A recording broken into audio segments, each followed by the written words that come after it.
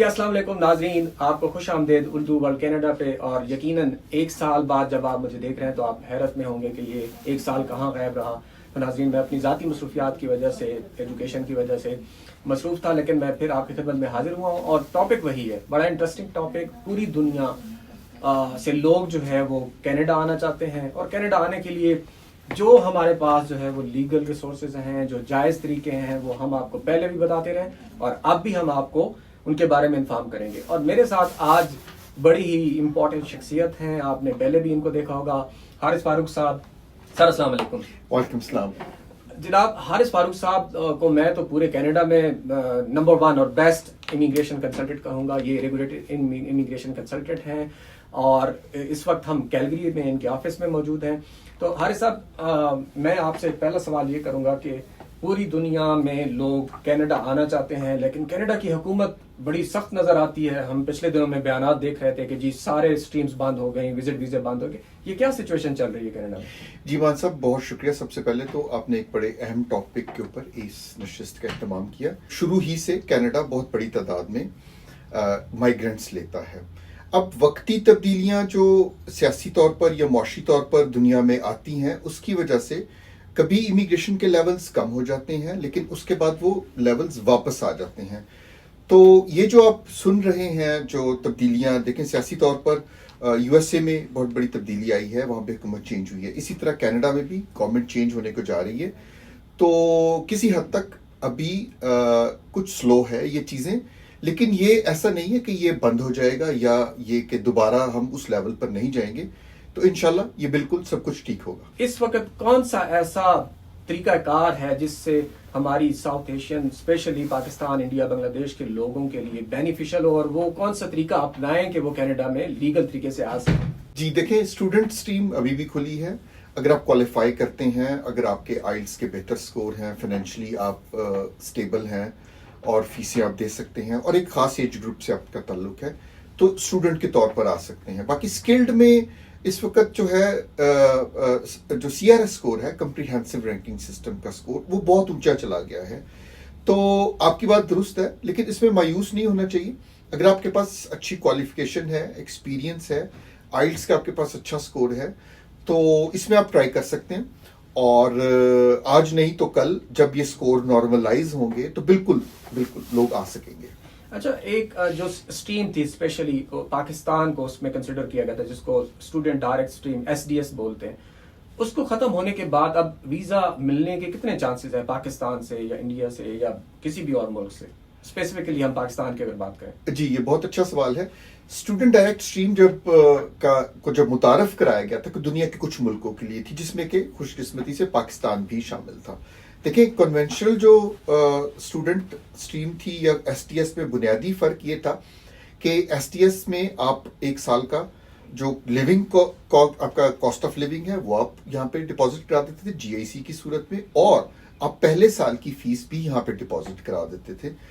और उस पे आपका जो उन्होंने टाइम लिमिट थी बहुत कम रखी हुई थी, आपका 30 डेज में, समटाइम्स 25 डेज में आपका वीज़ा लग जाता था। जबकि कन्वेंशनल में आप ये फीसें जमा नहीं कराते थे, लेकिन आप डॉक्यूमेंट्स के जरिए ये प्रूव कर सकते थे कि हमारी फाइनेंशियल एबिलिटी है कि हम ये फीसें दे सकेंगे और कॉस्ट ऑफ लिविंग पे कर सकेंगे।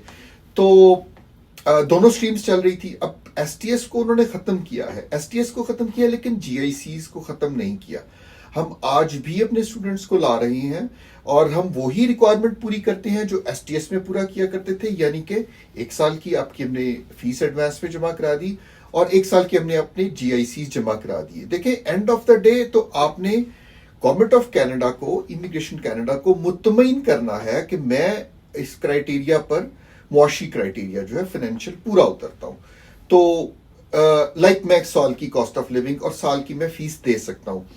तो अब नाम हट गया है एसटीएस का, लेकिन उसी क्राइटेरिया पर हम अप्लाई करते हैं और वो जरूरी नहीं 30 डेज में आए, थोड़ा सा बढ़ जाएगा, थोड़ा सा कम हो जाएगा, but we are still bringing students और वो उसी तरीके से हम उनको ला रहे हैं और वही कामयाबी की रेशो है जो एसटीएस में थी। तो मेरे ख्याल में इसमें कोई ऐसी मायूसी की बात नहीं है। आप समझ लें कि एक नाम ही तब्दील किया उन्होंने। बिलाल साहब, आपके सवाल का जवाब तो आपको मिल गया होगा। आपने स्पेसिफिकली मुझसे पूछा था कि एसडीएस खत्म होने के बाद क्या स्टिल मैं स्टूडेंट वीजा के लिए अप्लाई कर सकता हूँ? تو آپ کو نمبر اسکرین پہ شو ہو رہا ہوگا، حارث فاروق صاحب، ریگولیٹڈ امیگریشن کنسلٹنٹ، ہم کیلگری میں موجود ہیں ان کے آفس میں. تو آپ ان سے ڈائریکٹ رابطہ کر سکتے ہیں، اور یہ ایسا آفس ہے جو آپ کو فوراً آپ کی کیوریز کا جواب دیں گے. تو اگلا سوال یہ تھا حارث صاحب کہ اسٹوڈنٹ ویزا کے اوپر آنے کے بعد اسٹوڈنٹ کے چانسز کتنے ہیں؟ لوگ آتے ہیں یہاں اپنا فیوچر بنانے کے لیے، نہ صرف تعلیم تو خیر لینے کے لیے آتے ہیں، لیکن فیوچر سیٹل کرنے کے لیے اور یہاں پہ رہنے کے لیے، پی آر یا سٹیزن شپ لینے کے لیے. تو کتنے چانسز ہیں آج کل اسٹوڈنٹ جب ویزا لے کے آ جاتا ہے اور اپنا ٹینیور پورا کر لیتا ہے؟ جی مان صاحب، یہ بہت ہی اچھا کوشچن ہے. دیکھیں، آج سے کچھ سال پہلے یا سال پہلے آپ کسی بھی پروگرام میں اپلائی کریں، آپ یہاں پر آ جائیں اور آگے آپ کا پی آر کا رستہ ٹھیک تھا. لیکن ابھی گورنمنٹ نے کیا کر دیا، تھوڑا سا اس کو ریسٹرکٹ کر دیا. اب وہ کچھ پروفیشنز ہیں جس میں سے کہ وہ چاہ رہے ہیں کہ اس میں جو پڑھے ہوئے لوگ ہوں گے ان کے لیے آگے پی آر کے جو پاتھ ویز ہیں وہ اس طرح کے ہوں گے کہ وہ ان کو سہولت دیں گے، فیسیلیٹیٹ کریں گے. تو اس میں ہم کیا کرتے ہیں کہ ہم اسٹوڈنٹس کو لاتے ہی ان پروگرامز میں ہیں. دیکھیں، پہلے والا تو ہوتا تھا کہ آپ کسی بھی پروگرام میں لے آئیں. ابھی ہم جب پروگرام کا انتخاب کرتے ہیں تو ہماری جو مد نظر ہوتا ہے وہ یہ ہوتا ہے کہ اسٹوڈنٹ کو لانا ہی ہمارا منزل نہیں ہے. That's not our aim. ہمارا ایم یہ ہے کہ ہم اس کو ایک کمپریہنسو کنسلٹیشن پرووائڈ کریں. اور ہم دیکھیں کہ کل کو اگر میں پروونشل نامینیشن یا فیڈرل نامینیشن میں کس طریقے سے ان اسٹوڈنٹس کو یہاں پہ ایبزارب بھی کرنا ہے تاکہ وہ پوسٹ گریجویٹ ورک پرمٹ کے لیے بھی ایلیجیبل ہوں، اور اس کے علاوہ کل کو وہ جب ریلیونٹ ایکسپیرینس لے لیں تو وہ پی آر بھی اپلائی کر سکیں. تو یہ دیکھیں امان صاحب، یہ ایک بنیادی فرق ہے. ایک جو کنسلٹنٹس یا جو کہ ایجنٹ حضرات پاکستان میں ہے یا انڈیا میں یا جہاں کہیں پہ بھی پریکٹس کر رہے ہیں تو وہ کینیڈین لا سے ناواقف ہیں. اور دوسرا سب سے بڑی یہ کہ یہ جو جس طریقے سے بڑی تیزی سے تبدیلیاں آ رہی ہیں اس پر بھی وہ ان کو علم نہیں ہے.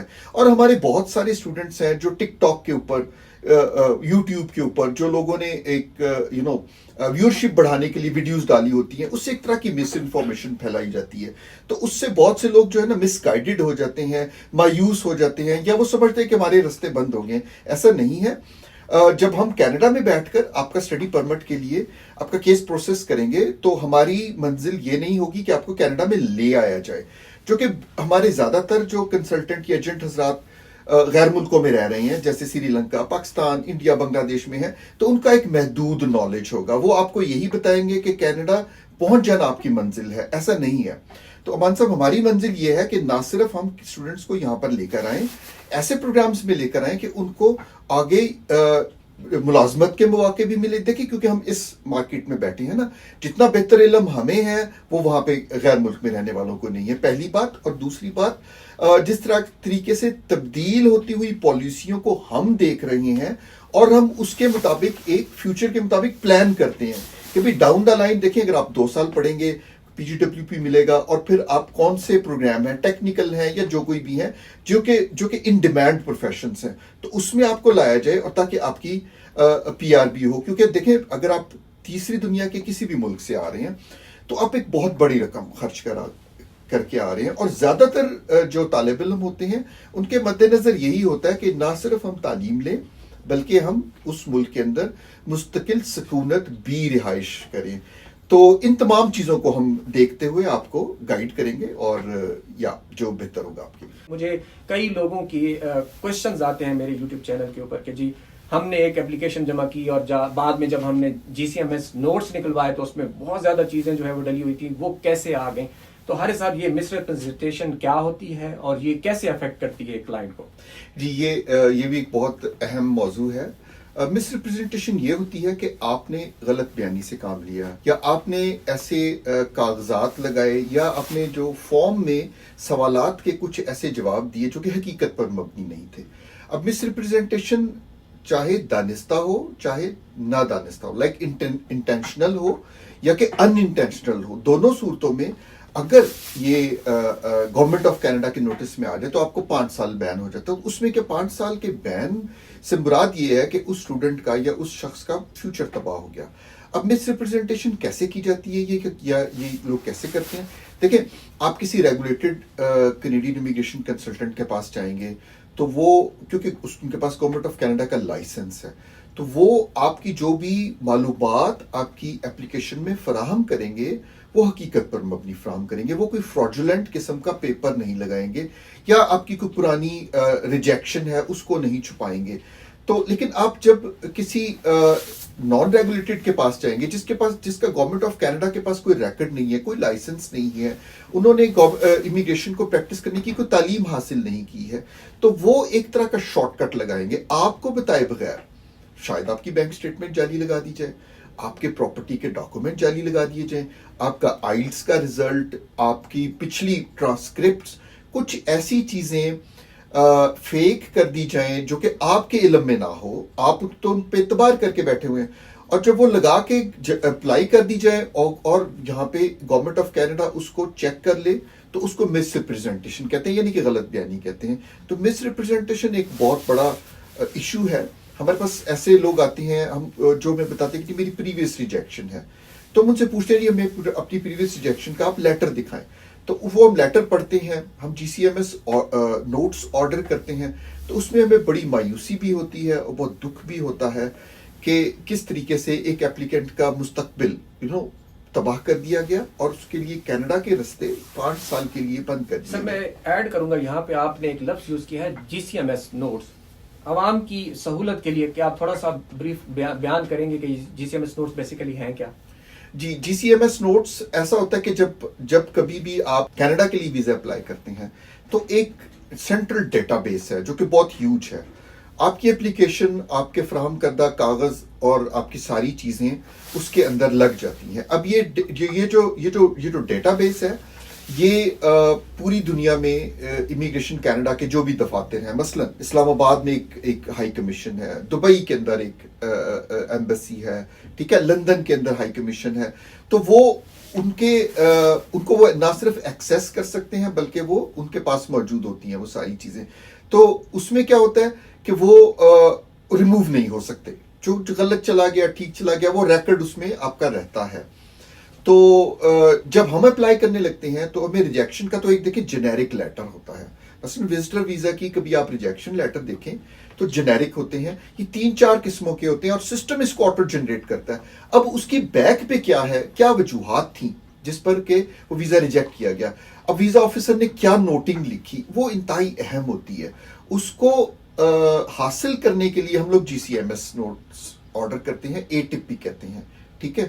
تو اس کی بیس پر ہمیں پتہ چلتا ہے کہ بھئی یہ کس بیس پر ریجیکٹ کیا گیا تھا. ناظرین, آپ نے اپنے اس کیس کو ان کی باتیں سن کے ریویو کرنا ہے کہ آپ نے جس بندے کا انتخاب کیا ہے کیا وہ آپ کی فائل میں جعلی بینک سٹیٹمنٹ ایڈ کر رہا ہے, آپ کی ٹرانسکرپٹ میں کوئی فورجری کر رہا ہے. سو آپ کے لیے سب سے ضروری بات یہ ہے کہ آپ اس سکرین کے نیچے دیے ہوئے نمبر کے اوپر دھیان دیں اور رابطہ کریں حارث فاروق صاحب سے, کیونکہ یہ کینیڈا میں ریگولیٹڈ امیگریشن کنسلٹنٹ ہے اور آپ کو وہ صلاح دیں گے جو کبھی آپ کو نقصان نہیں دے گی اور فیوچر آپ کا خراب نہیں ہوگا.